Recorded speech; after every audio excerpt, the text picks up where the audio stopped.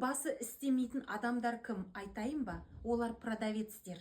Азаннан кешке дейін біреудің товарын қуықтай жерде тұншығып, қарны ашып, сыртта базар болса табанынан сыз өткеріп, бір 4-5 мың теңге үшін біреудің товарын сатады. Тағы да оның бас істемейтін жері, біреудің товарын сен жақсы сатады екенсің, Каспиде үйден шықпай, Қытайдан товар алдырып, магазиніңе 3-4 тәсілмен жүктеп, оңай сатып, қазір доставкалердің түрі көп.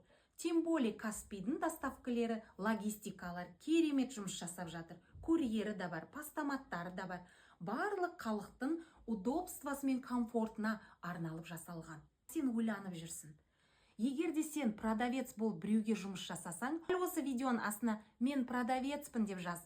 Мен саған Каспиде қалай оңай товар сатып, табысқа шығудың жолын көрсетемін. Біреудің магазинінде азынан кешке дейін тұрып 10 мың табатын болсаң, сен Каспиде 2-3 есе көп табыс табасың.